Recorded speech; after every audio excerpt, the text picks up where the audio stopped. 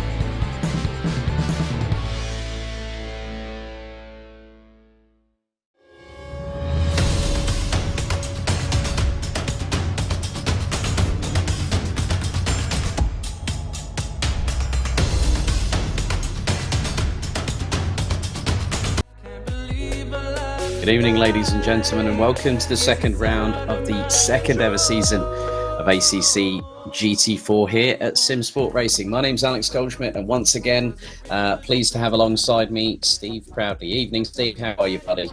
I'm very well, thank you, Alex. Hope you're good. Looking forward to some great racing this evening. Reverse grid, and I think there's around about 24, 25 cars on the grid, so should make for some interesting manoeuvres. Dave Hedges says, evening, Cagney and Lacey. No, sorry, mate, it's Starsky and Hutch. Evening, everyone. So Dave Hedges has already got a black mark in the book for that one, I'm afraid. But as you can see, Stephen Haley leads the way in the Aston Martin Vantage GT4 from Team Simply Race. Aaron Walker, he's got some real-life things to get on with at the moment, so he's not with us this round. Daniel Jim, who gave both of them a bit of a scare last time out. He rounds out the top three ahead of Alan Garland, who returns after a bit of a hiatus. Regan Mitchell in fifth. I know that Aaron Martin Pilkington has got other commitments at the moment, so he is elsewhere this evening. Tim Fulbrook and Michael Haffenden rounding out the top 8 positions ahead of Stin Passpont and Reese Hodges, with Adam Misalovic, Dominic Tower, Angus Martin, Gavin Utley and Charlie Crossland rounding out the top 15 positions. But Haley's got an 8-point advantage, which looks to be extended as we head into the second round of the season. And Steve, it's good to see that the top 20, even to the lower part of the order, you know, Sturjan Milasinovic, and that's the first name out of the entire Simsport Racing community that's managed to catch me out. I think I needed to put my false teeth back in there for a minute, but you know, the top 20 scoring points. But we've got a 45-minute race here at Circuit de Catalunya, Barcelona. Nearly 2.9 miles, nearly just over 4.65 kilometres. It's going to be flat out from the word go, isn't it? As now we get the formation lap underway. But Steve, just your first thoughts ahead of the first reverse grid race of Season 2 for GT4. Yeah, I think it's, as I say, it's going to be interesting. Racecraft's going to be tested. We've got some of the faster drivers now starting towards the rear end of the grid. We've got a lot of new drivers again this season, which is fantastic to see. We've got some new drivers of differing abilities. So I think the racing's going to be fast and furious. I think it'll be clean. I don't think it's going to be easy. I think the likes of Steve Haley will make it through to the top 10, depending on incidents. May even be challenging for a podium, but that's not to say we've got fast people in the top 10 as well that maybe didn't have the best race last week, and this week they're up towards the front, so maybe they can get a gap before the likes of Mr. Haley, Alan Garland, those sort of guys can get through to the front. Well, the grid is as follows for race 2 here in Spain. John Aegis starts from reverse grid pole ahead of Christian Hill, who is languishing a little bit down on the timing screens, but Christian Hill will line up alongside in the McLaren. Then we've got Rich Smith, Ollie Geel, Ranjiv Kelsey, Richard Pixley rounding out the top 6 positions ahead of Richard Emery with Sridan Milasinovic in 8th ahead of Chris Pinchback and Mark Neutelings rounding out the top 10. Then it's Andrew Ambrose, Charlie Crossland, Angus Martin, Dominic Tower, Adam Misalovic rounding out the top 15 ahead of Rhys Hodges, Stin Passpont, Michael Haffenden, Tim Fulbrook, Regan Mitchell rounds out the top 20. Behind them is Alan Garland and Daniel Jim, and race 1 winner Steve Haley. But now we've got Rhys Wiggin. Welcome back, Mark Raddenbury, fresh from his Dorset travels from last week.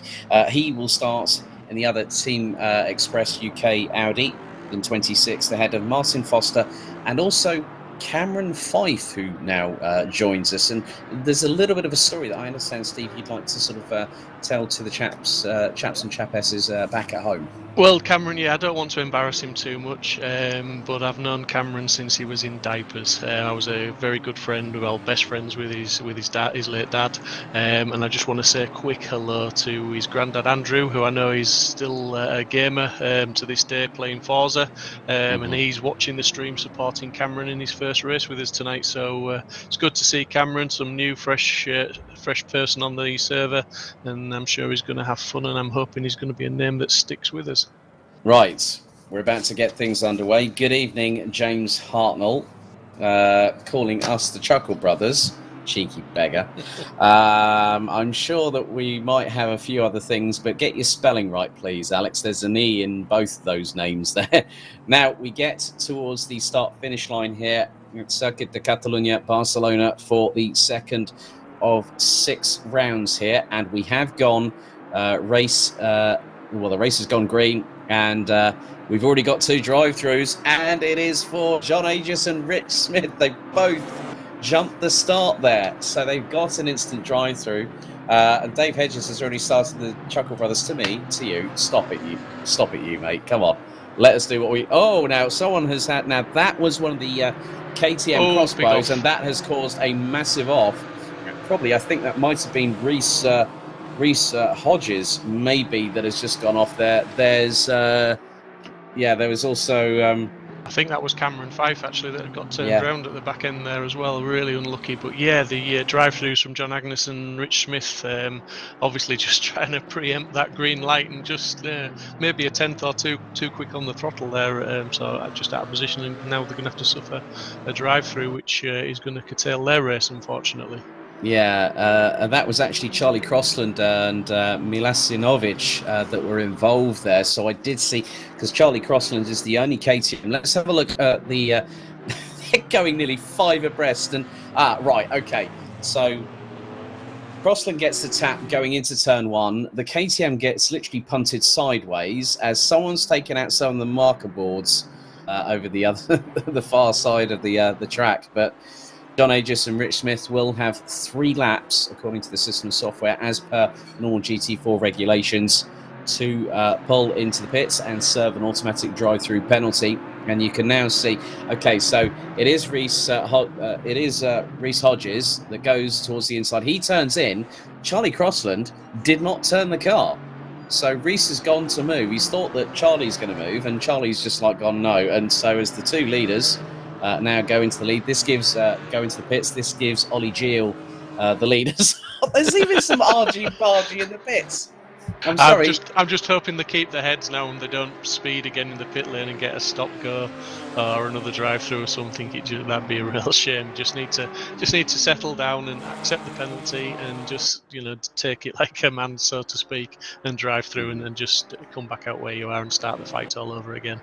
Well, one of the drivers that's really taken an opportunity here is Tim Fulbrook. He started down in 19th. He's now up into 7th place as we have a replay here. And this is Charlie Crossland, and that was one of the Mercedes, I believe, possibly at the back part of the field. So that might, well, Regan Mitchell's got a brighter livery than that. He's got one of the brightest ones. That's one of the Ginettas. That is Richard Pixley that I think has just gone running wide in the number 7 Ginetta. So that is going to. It's just like some of these drivers are giving no quarter at all, as. Yeah, I have to say, James Hartnell, Ranjith Kelsey in 3rd. Things I didn't expect to say when I woke up this morning. I think that makes you and me both there, James. Ben Holmes on YouTube says, no pressure, Ollie. So at the moment, Gio leads from Pinchbeck in 2nd, Kelsey in 3rd, Emery, Pixley, Martin ahead of Fulbrook. And it was quite nice that both Tim Fulbrook and Michael Haffenden said, well done for the correctly recognised spot. It is a tribute to Paddock Hill Bend at Brands Hatch. And unfortunately, guys, you're not going to have it on the calendar in Season 2 at the moment, but who knows? Maybe for Season 3 we go back there if you guys have got those Paddock Hill emblazed bumpers on those BMWs, as Haffenden's trying to get past Andrew Ambro in the number 31 as they make their way through the chicane at the far part of the circuit. Well spotted there, because Ranjith Kelsey has done a number on Chris Pinchbeck, and everyone's going, is Ranjith the alien? Is Ranj from Pluto? Well, I think you might have to ask Chris Pinchbeck on that one, please, guys. Yeah, Ranj will battle as hard as anybody, and he's a difficult man to overtake. He's our Ranj. He's not always the fastest man when it comes to hot lapping, but he's certainly got some racecraft, and he can certainly put the laps in. Just mentioning Steve Haley's obviously had a great start. He's up to 13th place, just behind Adam at the moment, and Mark Knightlin's in 11th. So Steve's had a good start, and he'll be very, very pleased with that. Was that a run wide by Ollie Gill? I think Ranjith Kelsey, if he's lucky, might have gotten up the inside, not too sure. Now that was a Porsche definitely going wide. No, I think that might have been Ranjith Kelsey that went wide, I think, a little bit there. That's Pinchbeck back in front of Ranjith now. Yeah, so a bit of a wide excursion by the 47 Porsche, as Michael Haffenden has deposed of Andrew Ambro, now up into P9, with Kevin Crinchy saying, is Ranj from Pluto? And he's gone, guess not. The other man on the move that we have to say, though, Daniel Jim, because he started well down and he's up to 6th place now, so that's an awesome start from him. He's obviously managed to take advantage of the first few incidents in lap 1 there, so yeah, fantastic start from Daniel.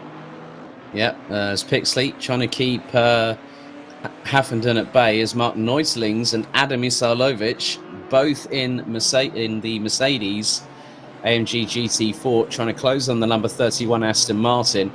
But the BMWs, again, seem to be very, very consistent. And through such a corner as this, you need a car that's completely balanced. And I remember seeing on, I think it was Instagram, through the official HF Impala team social media, that they were saying, yeah, we're underprepared, but we're not underexcited for this race here at Barcelona, as Haffenden sends it up the inside, Pixley through into turn 1.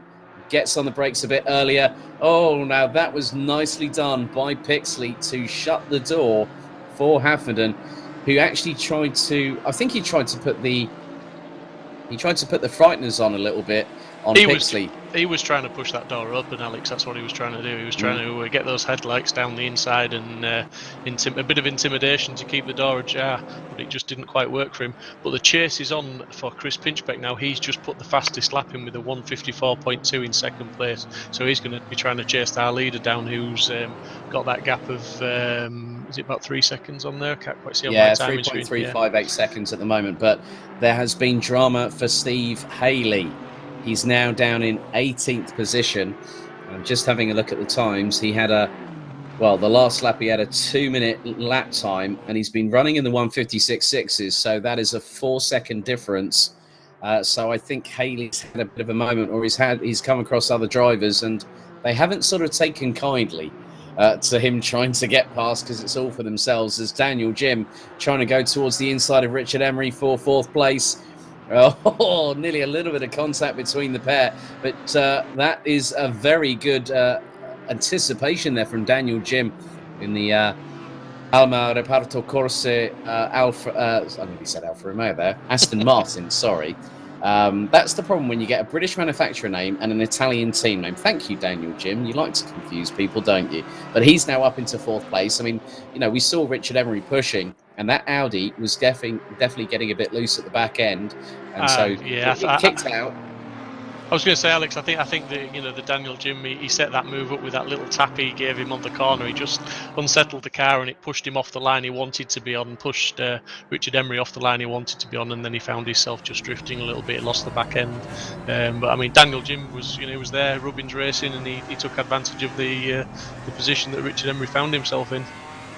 As we see the Dutch Technicolor Mercedes in the form of Mark Neutlings having got past Michael Haffenden. So that's a really good job by him. Rhys Hodges, in the meantime, is closing on the 861 BMW. And you've got Stijn Paspont, you've got Rhys Wiggin, and also Alan Garland rounding out the top 15 positions. But looking at it, the biggest gaps that I can see here, Steve, is between Gilles and Pinchbeck and Kelsey and Jim. And then you've also got Ambro and Neutlings. Everywhere else is at least 8. It's anywhere between a couple of tenths to maybe say 9/10 of a second. So incredibly close racing as we fast approach the conclusion of the first 10 minutes.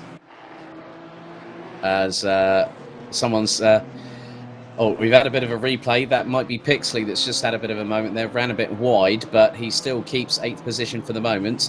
As it looks like, I think Angus Martin and Tim Fulmer probably might be working together a little bit here to try and get their way up the order. And Richard Emery, I'm looking at his lap times, well, Angus Martin has taken nearly half a second out of him in the process. Yeah, he's certainly on the move, and he's not taking any prisoners. As you say, they could well be working together, Angus Martin, Tim Fulbrook, because they're doing very well in 6th and 7th at the moment. Richard Pixley's sort of 3 seconds behind him, but I think Haffenden he's certainly looking to make some moves. He's looking a bit frustrated at the moment. So yeah, great racing, fantastic driving from all of them. Yeah, I think I might have just seen a move from a Ginetta just then. So... that was Alan Garland on, I think, Rhys Wiggins. So Alan's now up into 14th position. Haley's started to recover a little bit and move forward. And there he is, speak of the devil, and he doth appear in the number 24 Simply Racing Team Aston Martin on his Jack Jones this evening.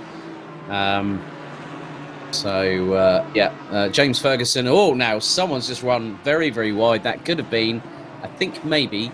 Milasinovic in the number 999 Mercedes that has just run wide. So still very, very close racing as we've just gone over the 10-minute mark. So we've got 34 minutes and 16 seconds still to go. But Ollie Gilles at the moment, I think, as James Ferguson said here, Steve, he is bossing it at the moment. He is, but if you look at the timings at the moment, Daniel Jim has, on his last lap, did the fastest lap of the race with a 1:53.979. But you never thought I'd be saying this evening either. Ranjiv Kelsey was 100th of a second behind. So you see, it's happened not just to me this evening. He's absolutely on the pace tonight. He's Ranjiv. He's seen Daniels trying to catch him, and he's got the pedal down, and he's going. He's a quick boy tonight. Stijn Paspont trying to go round the outside of Rhys Hodges, who's getting a little tap from behind as Alan Garden now joins the fray. Here's Steve Haley, and just up ahead they've got Michael Haffenden and Mark Neutlings. So it's getting very compact for the top 10, or roundabout sort of the bottom of the top 17. And we've had some change at the front as well. Chris Pinchbeck is now down to 6th place. Ranjiv Kelsey back up to 2nd. Daniel Jim into 3rd. Well, not sure what's happened to Chris. Well, also look what's happened to Mark Neuselings, because he's dropped 3 places. So Hafferden, Hodges, and Hafferden's got past him. Now Steen Passpont trying to get past the 666 Mercedes and does so through turn 2. Alan Garland now sees that the door was slightly open there, but I think Mark just went, I've had enough of people passing the roundabout now. This is getting frustrating. I'm sure that that's probably about the politically correct way of probably what he's thinking right now. This is racing at its finest. When they're all nose to tail like this, as we're seeing, it takes one small mistake, one run wide, and it's not just one car that goes past you. Potentially it's 2 and maybe even 3. You know, that door that gets left open and away they go. So you're really fighting for your life when they're as close as this. Yep. So the biggest person that really needs to... that was a send that was not really on. That has taken out Steve Haley. Steve Haley was compromised. He got turned around. So I think that might have been Adam Isalovic that went up, flying up the inside. And, well, that was a send that really wasn't going to happen. Yeah, that should never have happened. There was something, obviously, missed his braking point, whatever, but yeah, I'm sure the stewards are going to be looking at that. The live steward in the background will be taking notes ready for the stewards debrief tomorrow evening. I'm sure there'll be some penalty handed out for that one. As we see, Daniel Jim is on the rear bumper of Kelsey now, and I'm sure he's going to try and move into T1 here. Keep an eye on it as he's tucked nicely into the slipstream, and he's getting ever closer. Is Ranj going to try and defend, or is he just going to leave the door open for him and think maybe this isn't my race? Yep. He's left the door. That was a smooth move. I mean, Ranjif didn't really fight it, and it may be that he's thinking, you know what, I'm just where I am, and that's maybe not my race. Yeah, very, very true indeed. So just over 30 minutes remaining. We've had some... and Andrew Fife says, where are the driving standards flags? That's all down to the system software through Assetto Corsa Competizione, if memory serves me correctly here, Steve. So now we see the replay. Yeah, it was. I think it was. That was Adam Isalovic. I'd recognise that livery anywhere. Excuse me for a second. I'm not sure we need driving standards flags for that one, Andrew. I think we just need an exit, a door. There you go. Bye. See ya. That was. Yeah, it wasn't the greatest, but I'm sure Adam is normally a very, very clean driver, so I'm sure there was some mistake he's made and some issue he's had that's caused that. It's not just that wasn't just a send from Adam. That's not his style. I mean, whether he's had he's hit the brakes and the brakes haven't worked or something, you know, the brake pedal, you know, the potentiometer on the pedal setup that he's got at home.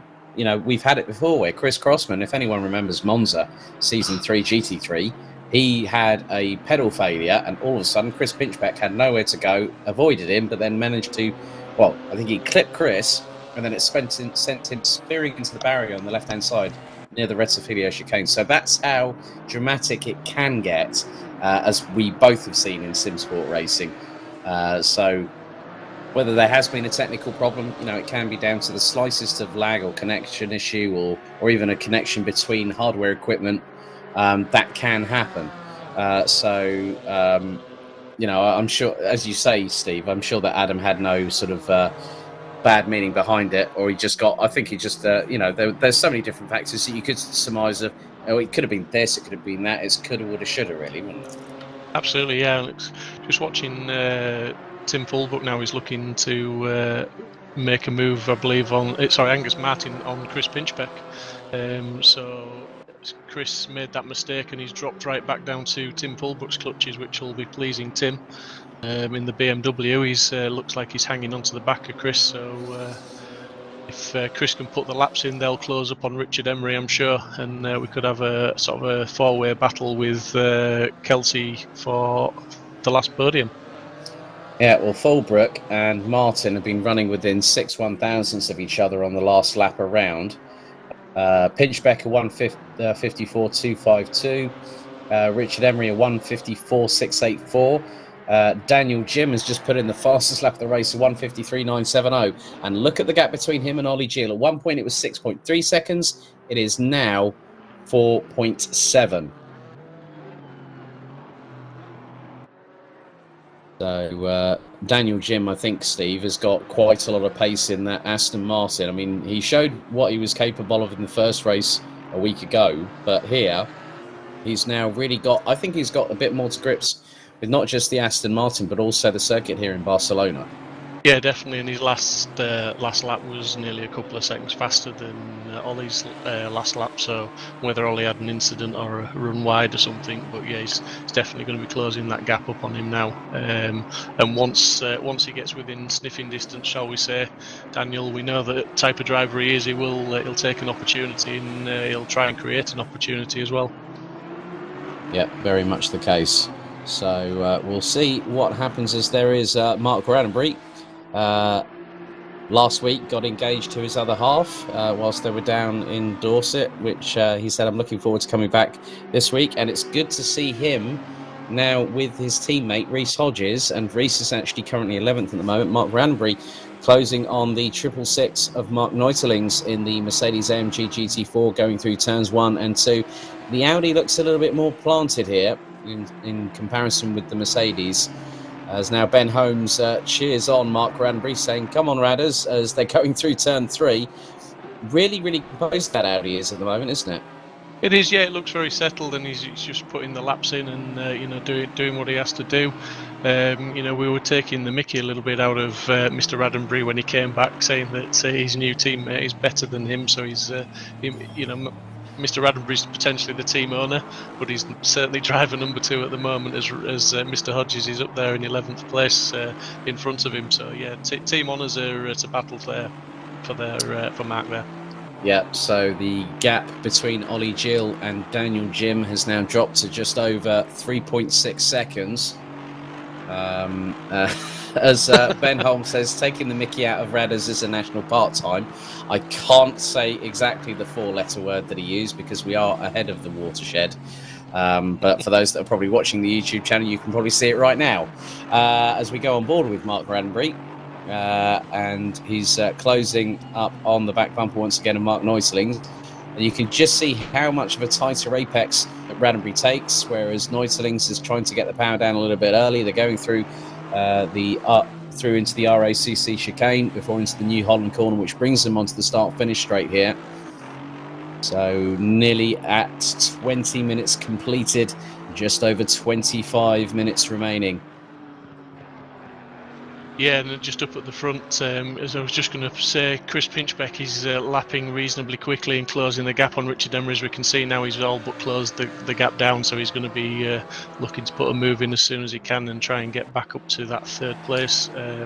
And well, he lost 2nd place. I'm not sure he's going to regain that now. Daniel Jim will take some catching, and Ollie's certainly doing a sterling job out in the lead. He's just led from the lights pretty much, and since the front 2 drivers took the drive-through and gave Ollie the lead, and he's not looking like losing it anytime soon.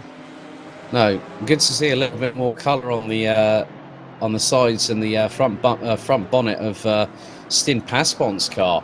Obviously, we saw that very stealth black, and good to see a new livery for the 444 Ginetta G55, as here is Chris Pinchbeck.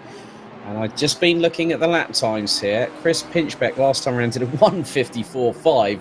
Richard Emery a 1:56.2. So we know that Chris is going to be trying to do his utmost. But look at not too far behind, even though Chris Pinchbeck is trying to get past Richard Emery at the moment. You've got Angus Martin and Tim Fulbrook. They're still within a second of each other out on the circuit. And last time around, just seeing who went quickest, well, between the pair of them, Angus Martin, they're running on pretty much consistent lap times. It was a 1:55.374 from Martin, a 1:55.380 from Fulbrook. So they're running literally on synchronized pace here at the moment. As the gap now, Ollie Gill could have a fright on his hands, as now we go on board with Stephen Haley, and this is actually the view that he sees. He's using a virtual reality headset. He's currently up into, I think he's going to be up into 14th very, very shortly. Now he's trying to get past, I think that is Neutelings, isn't it? That he's trying to get up the inside of. It looks to be the case. Yeah, it is, yeah. Yeah, it's Mark. So he's getting a good run on the Mercedes. Neutelings cuts the door or cuts the door off effectively, and doesn't allow Haley to get through. But the Aston Martin gets better traction through turn 2, now into the corner known as 3, or Hunor, more commonly known. And James Ferguson is saying to Ollie Gill, block Daniel, Ollie, block him. Well, there's only so much manoeuvrability you can do. Just remember, this is actually taken under real race conditions. So we keep things very firm but very fair in terms of stewarding and race decisions. As up the inside, Neutlings again back past Stephen Haley. So this is an almighty tussle. And I'm kind of wondering whether Stephen Haley thought, well, I might have a good run on people this evening, but Mark Neutlings is sort of like saying, oh, no, you don't, Sunshine. You are not getting past yet. No, he's not going to give up easily, isn't Mark? He'll make him race for that position, and rightly so. You know, he's fighting for position, and then there's got no need to let him by. But yeah, Pinchbeck looks like he's trying to make the move and got that job done. Yeah, as we now head back to Haley and Neutlings, and Haley now gets the run this time that he so desperately needed, and he gets past the Mercedes with the consummate amount of ease due to Mark Neutlings actually running wide, as there's an Audi just up ahead. And that is Reece. Is that Reece Hodges? That is Reece Hodges. So Reece Hodges now coming out of fire from the championship leader into the RACC chicane through into New Holland. So now one driver gave him an opportunity, and I think realistically that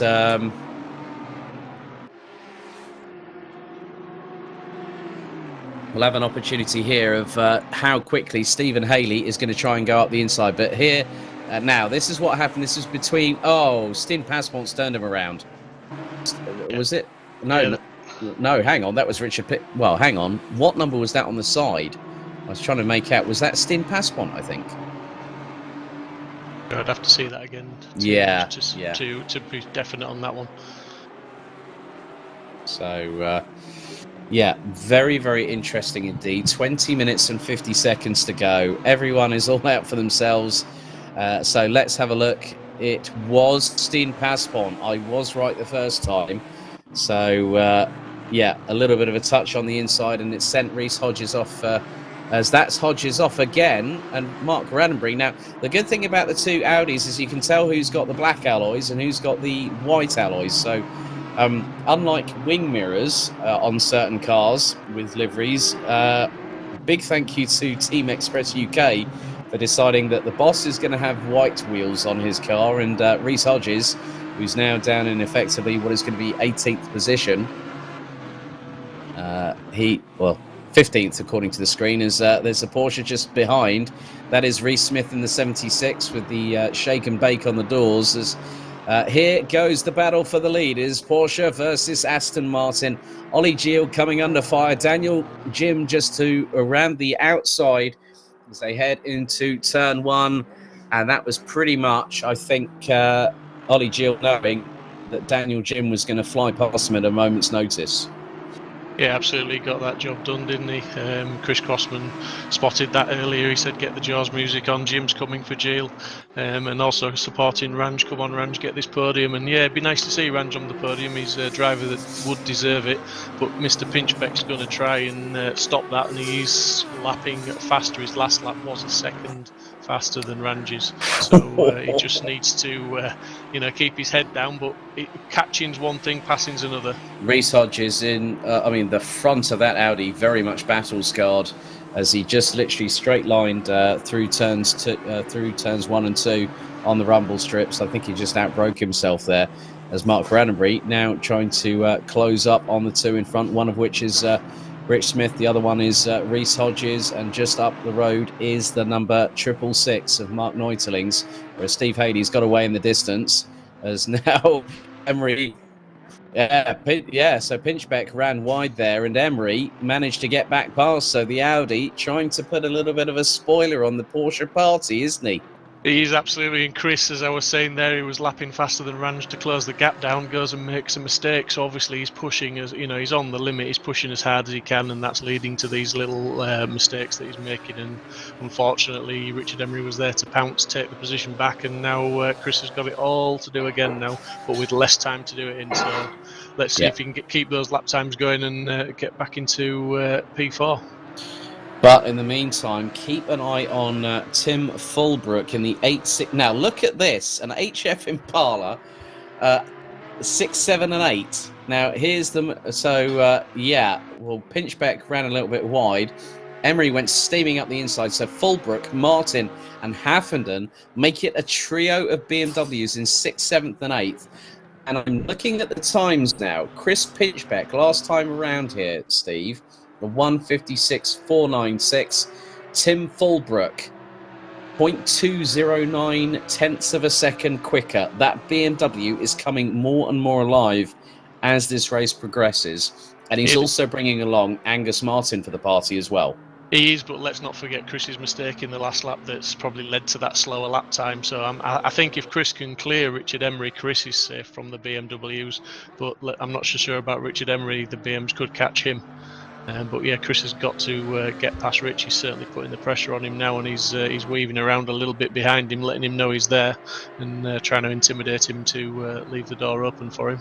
Well, he's hoping that Chris Crossman might be playing the Jaws music in his earphones at the moment as we say that. So we're getting towards the conclusion of the second third of this race as Pinchbeck right on the back bumper of Richard Emery in the battle for 4th position, and just over half a second up the road is Ranjiv Kalsi. Is up the inside goes Chris Pinchbeck. Will he get the move done on the apex? The pair are side by side. Oh, but through into the chicane, Richard Emery gets the advantage back in his favour once more. But Chris Pinchbeck, we know how competitive this individual is in the 43. He will not give up as they go through into the RACC chicane before they go through the right-hander at New Holland. And I'm just looking at what's going on. Angus Martin, I think, has now repassed Tim Fulbrook for 6th place as Pinchbeck now gets the slipstream assist going across the start-finish line. Just under 16 minutes to go. And Daniel Jim leading the way. He's got over a 2.2 second gap ahead of Ollie Gill, Ranjiv Kalsi, Richard Emery, Chris Pinchbeck, Tim Fulbrook, Angus Martin, Michael Haffenden, Alan Garland, and Andrew Amber, and the number 31 Aston Martin round out the top 10. Then it's Pixley, Passpont, Haley, Neuterlings, Hodges, Smith, Isolovich, Wiggin, Ranbury, Aegis rounding out the top 20 with Milasinovic, Fife and Hill rounding out the 23, showing on the timing screens. But Ollie Gill has started responding back to Daniel Jim. He's just taken over 0.2 of a second out of him on that. Well, no, the lap time, it's 1:54.246 for Daniel Jim, I think, on the last lap. It was a 1:55.611 for Ollie Gill, but the gap has now sort of started to stabilise a little bit, around 2 seconds between the pair as we go on board with Chris Pinchbeck. And there's a nice little battle down in the right-hand corner there. I think that's Michael Haffenden and Alan Garland battling over 8th position. So it's BMW versus Ginetta. I was just going to say that, I was going to mention that because Alan's closed up over half a second in one lap. So he's certainly a man on the charge, and yeah, Michael's going to do well to keep him behind, but I'm sure he's not going to make it easy. Mistake from Emery there. He just ran wide. I think he might have just locked up the brakes there. So the Audi ran wide, and then all of a sudden, Chris Pinchbeck now looks to be up into 4th position as Alan Garland in the same machinery. Let's not forget that Michael Haffenden and Tim Fulbrook ran in the inaugural season. They ran with the Ginettas. And Alan, I do like the fact of the... you look under his name on the screen in the bottom right-hand corner, he's got Street Weapon on there. And he's using it like he's driving it like he stole it. He's trying to catch up. So here is what happened between... Now, this is Stephen Haley and Steen Passpont. So Haley went up the inside. I think he had the move pretty much done. And Passpont, I think, slightly turned in there. But Haley ran a little bit wide. So they sort of clattered into each other a little bit. But... Yeah, that was just a racing incident. Yeah. Haley had the job done, and it was all clean, was that? But yeah, I mean, Alan Garland really putting the pressure on Haffenden here now, and we saw last time out how tenacious Alan Garland can be in that Ginetta. He's like a dog with the bone. He won't give up, and he'll keep hounding until he potentially gets the job done. Haffenden will certainly be feeling the pressure now and looking in his mirrors. Yep, so this is the battle over 8th position.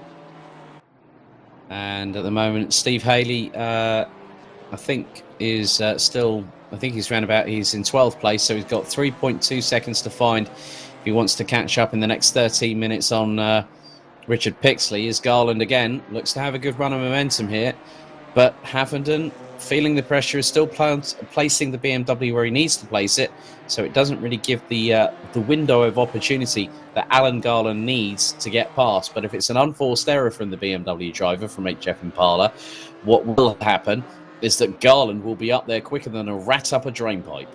Let's not forget, though, that Michael was driving the Ginetta for last season, so he knows what that car can do. He knows how good it is out the corners. He knows where it's going to be strong.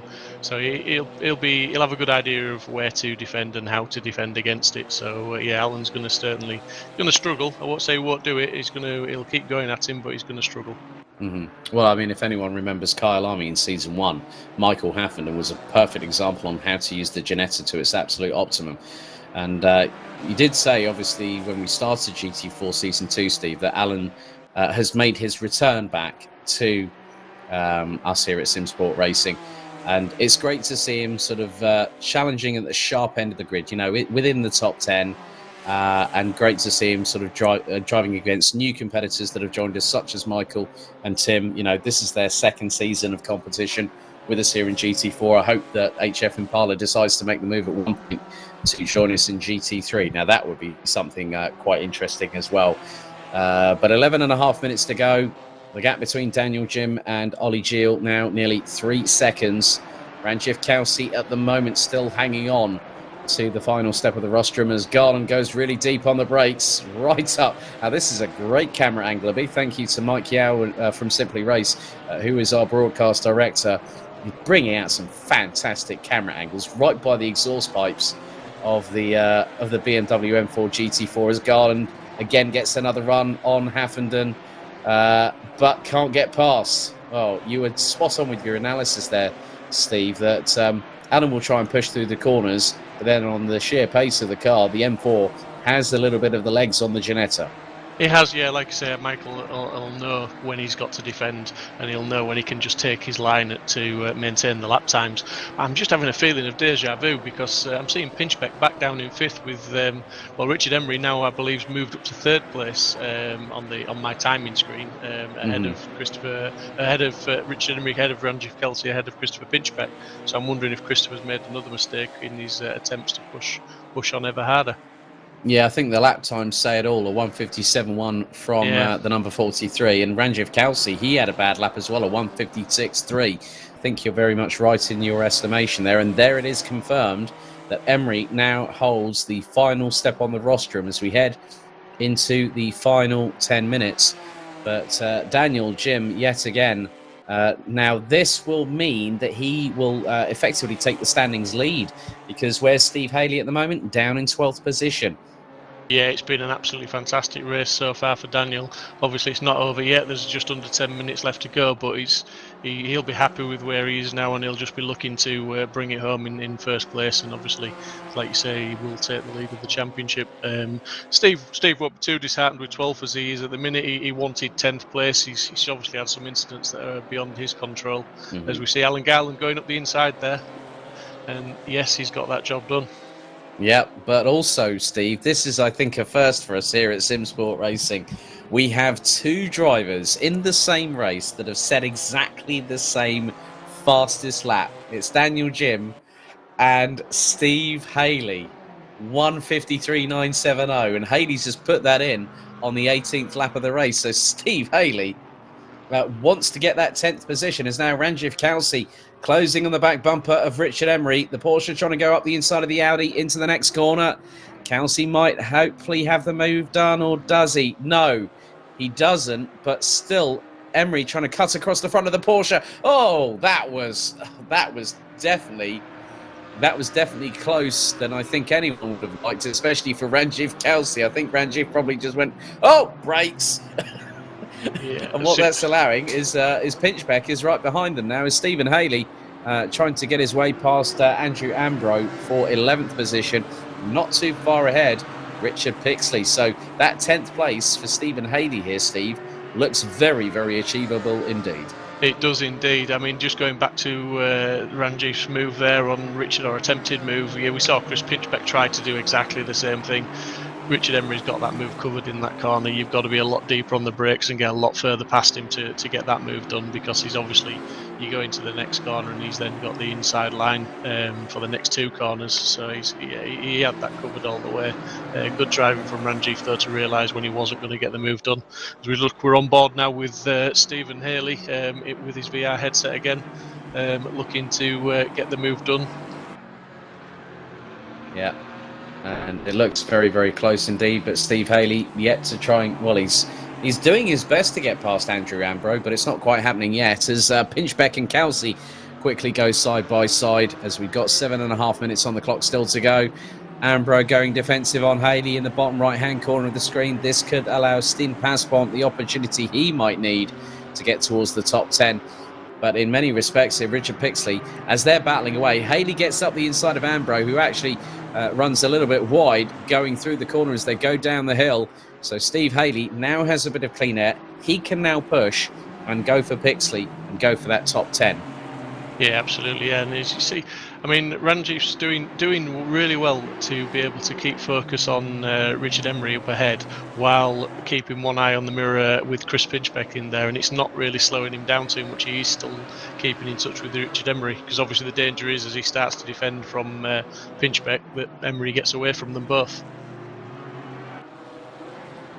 Yeah, so Emery, Halsey and Pinchbeck make their way through the RACC chicane. Haley, in the meantime, has been closing on Pixley for 10th position. The Aston Martin looks to be coming a bit more to Stephen Haley, as towards the outside of Ranjiv Kelsey goes Chris Pinchbeck. The 2 Porsches side by side down the main straightaway, heading into turn 1. Pinchbeck gets the move done on Kelsey, goes straight on the defensive. Nicely done there by the 43. Yeah, Ranjiv unfortunately ran wide on the last turn onto the start finish, just took a bit of gravel which will have scrubbed a bit of speed off him, and that just gave Pinchbeck the opportunity that he needed to get a bit more top speed and get past him there. So he'll now get his head down and try and get past, catch up to Emery again. That final spot on the podium isn't decided yet. No, with those 3 being covered by, what is it, just over 1.3 seconds. In the latter stages, as Alan Garland has got past Michael Haffenden. Now he's trying to get past another of the BMWs. This time, Angus Martin in 7th position in the 863 M4 GT4. That's a real good run for the 101 Ginetta, going towards the inside, but for the next corner, looks like Martin has a good measure going through the chicane, but Garland powers out nice and cleanly there. He looks towards the inside of the BMW yet again, but this is bringing Michael Haffenden back into this battle. So this is a 3-way scrap over 7th position with Tim Fulbrook a little bit further up the road there. Yeah, I did say Alan Garland was a little bit tenacious, didn't I? And he's snapping at the heels of that BMW of Angus's, and he's going to be looking to put another move on him. And obviously he's just managed to get the move done on one BMW, so he'll have a good idea of what he needs to do. Yeah, so... getting to the last few throws of this race here at Circuit de Catalunya, Barcelona, and in many respects it's been quite entertaining all the way through so far. John Aegis, who started on reverse grid pole, just has Mark Neutelings for company just up ahead in the 666 Mercedes AMG GT4. Garland getting pressurised now, this time by Haffenden. And Haffenden powers past, gets into turn 1. Garland looks towards the inside, but Haffenden has it closed off. Yeah, so that's nicely done there. The superior speed of the BMW coming into play there, and obviously the Ginetta, we know it lacks a little bit of top speed, so obviously Haffenden was just close enough at the start of that straight to get the job done by the end of it. Great move. Yep, as Aegis still trying to close in on Neutelings. 3 minutes and 38 seconds still to go in this race. And the gap that Daniel Jim in the 71 Aston Martin has is quite considerable. I think I counted around about sort of 6+ seconds there. We'll make that 5.5, nearly 5.5 seconds as we go on board back with Chris Pinchbeck. You did say this battle for third place. The final step on the rostrum isn't quite over yet. Richard Emery is just under a tenth and a half ahead. Run wide there by Emery. Pinchbeck goes towards the inside, the pair clash door panels. But Emery, he was lucky with that one. He really, really was. Yeah, he was lucky to maintain position. I was just going to say that we've got Emery, Pinchbeck and Kelsey, and to be honest, any of these three on the podium, I'd be happy to see that. They've all raced really hard this race. They all deserve it, to be fair. It's going to be a shame that there's only room for one of them. I almost wish this was the battle for first, second and third, to be fair. But great battling. Emery was very lucky, but Pinchbeck won't give up now. He knows he's got him rattled by that mistake Emery made, and he'll just keep... We'll keep on at the back of Emery now and try and make him make a bigger mistake and allow him to get through. Yeah, I completely agree there, Steve. As through into turn one they go. Pinchbeck are on the back bumper of Emery. Through into left-hander at turn two. Now they're going to go through three. Pinchbeck puts it towards the outside to get the cut back through. And this is where it can make all the difference. That's a great manoeuvre there. Well timed there by Chris Pinchbeck. But does he get the late brakes on that one? He does, going through. Repsol runs a little bit wide. Emery up the inside. And here comes Ranjiv Kelsey trying to get his nose well and truly stuck in. But Pinchbeck through into set has got the move done. Yeah, that was brilliantly held by both Pinchbeck and Emery. And Ranjiv Kelsey has come right back into this three-way scrap for the final step on the rostrum. Pinchbeck knew what he wanted to do. He was planning that on the way down the straight. I think he knew where he was going to do that, and just how he was going to do it. It was well planned, was that, and carried it out perfectly. Well, in the meantime, Michael Haffenden is now ahead of Alan Garland, with Angus Martin rounding out the top 9 positions. A great effort from Tim Fulbrook so far, as Pinchbeck. Oh no, Emery up has now been has got Kelsey going up the inside of him. And it looks like the 47's made the move past. Does he get it through on the next apex? Yes. So Emery, within the last few corners, within about half a lap, he's gone from third to fifth position. Just under 60 seconds to go plus. So if our leader crosses the lap this time around, so Daniel Jim, I think, has already crossed the line. We'll be on to the 24th and final lap on this particular occasion. And he's got a 6.1 second lead over Ollie Gill. Chris Pinchbeck in third. Richard Emery, Ranjiv Kelsey rounds out the top 5 positions as Alan Garland looking to close up on Michael Haffenden as they now go onto their final lap of this race. And next up in a week's time, we'll be heading to the mountain, Mount Panorama at Bathurst in New South Wales in Australia, or the halfway point. But this battle still rages on for P3. Pinchbeck in the 43 ahead of Kelsey in the 47, with Richard Emery rounding out the top 5 places, as we now see Daniel Jim getting towards, I think, the conclusion of the lap. He's going up towards the far part of the circuit, and very shortly we'll see him head down the hill, down into the RACC chicane and into New Holland for the final time. It's been a brilliant job by the number 71 Aston Martin driver. So he's now going through.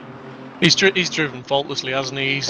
He's done all the hard work right at the beginning of the race. He managed to take advantage of a few incidents and things and keep his nose clean and just avoid them.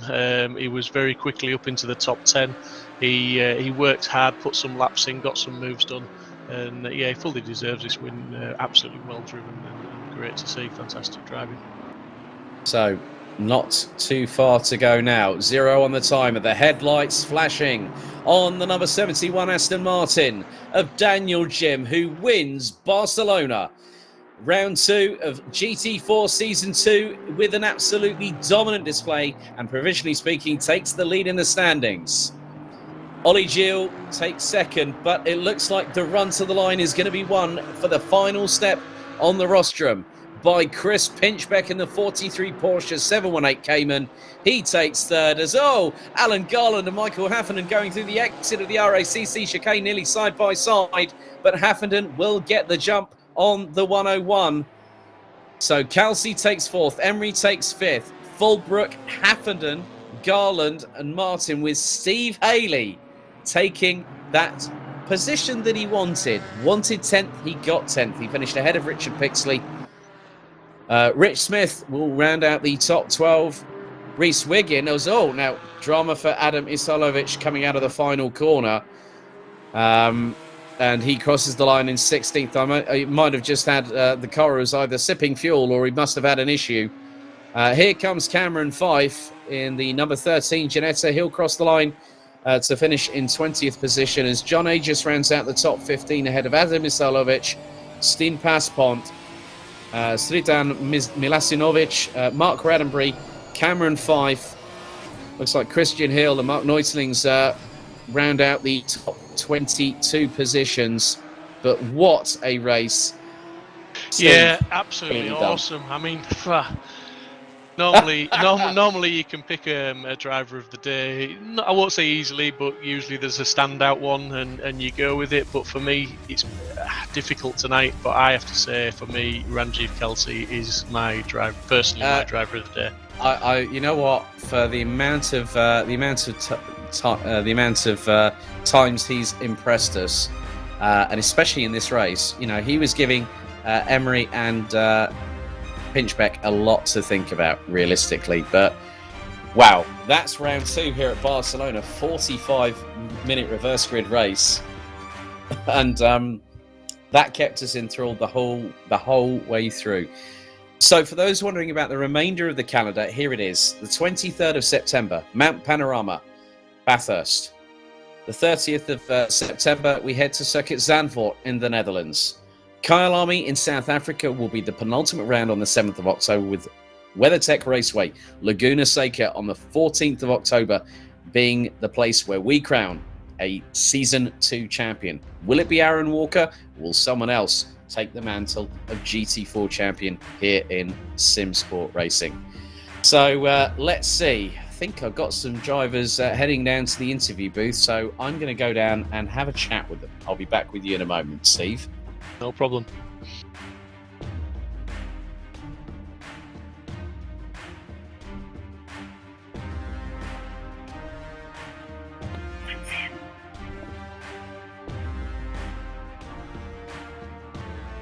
Hello.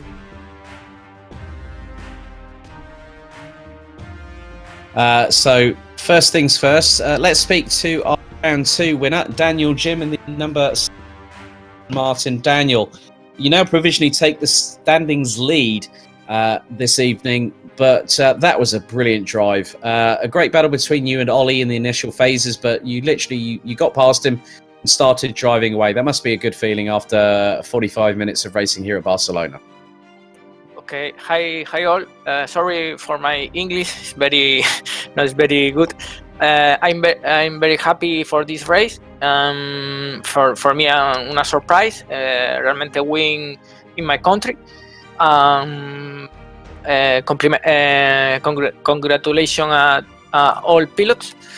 I'm very happy. Thank you. No problem. Mate. Well done. Muchas gracias, as they say in Barcelona. So Daniel is our round 2 victor. Ollie Gill, our runner-up this round. Ollie, a really, really good start from yourself. Obviously starting from the front of the grid does, close to the front of the grid, it has its advantages. But, you got away into the lead of the race and then Daniel just sort of caught you up hand over fist. Must have been a good feeling to finish up second to someone as accomplished as Daniel, who put in an absolutely brilliant performance this evening. Yeah, definitely happy with that. I think at the start of a race, the C's parted for me. I'm not sure what happened 1 and 2. I think they got a drive through. After that, it was that was for jumps infringement. So like literally they bolted and they ended up in the pits. So that was a nice trip into the lead for me, and then it was just trying to keep a gap or pull away from second. As soon as Daniel got behind me, I could see him closing in on me, and unfortunately he was just that little too fast for me today. Yeah, I completely agree, but still a very, very, very from yourself there, Ollie. So well done for second here tonight. Thanks very much. Round 2. Right, Chris Pinchbeck. That was one heck of a battle between you Ranjiv Kalsi and Richard Emery all the way through that race. I think myself and Steve were running out of possible statements to just how captivated we were in that. But to get third place in the end of it, mate, well done, great job. I'm chuffed to bits. I couldn't have made that any more difficult for myself if I tried. I think Ranjiv and Richard weren't making it easy. No, definitely not. I think me and Rich had a few touches, but it wasn't anything that was sort of untoward or anything. But still, it was a lot. You know, the GT4s coming into sport sort of brought a new dimension to it, and it must be nice to sort of have to race something a bit different from an Audi R8, isn't it? Yeah, it's a bit different. It reacts a lot more different than I'm used to, put it that way. Well, Chris, congratulations on your third place here tonight at Barcelona. Well done. Thank you very much. Thanks, Alex. Right, well, we've got him in anyhow. Ranjiv Kalsi, effectively, through both myself and Steve, we've sort of like nominated you as the unofficial driver of the day. But well done, mate. Fourth place at the end of all of that. But you know, that third place, that was one step away from you there, wasn't it, mate? I'm really happy. I mean, I did start towards the front, but yeah, really happy with the result, and a nice battling with Chris. I mean, Chris is always helping me out, giving me pointers and points of turning, braking, and sort of like my coach, and to make life difficult to him. To make life difficult. We got that on air. Yeah, it was really good, to be honest. I couldn't have asked for it was a really, between the three of us, it was really close, and the fact that I didn't fluff it, I'm really happy. Well, Ranj, great job, mate. Well done, fourth place. So all the very best of luck in weeks. Next week when we head to our next destination, which is the mountain, Mount Panorama. You looking forward to that one? Yes, definitely. Thank you very much, guys. No problem at all. Well done, Ranj.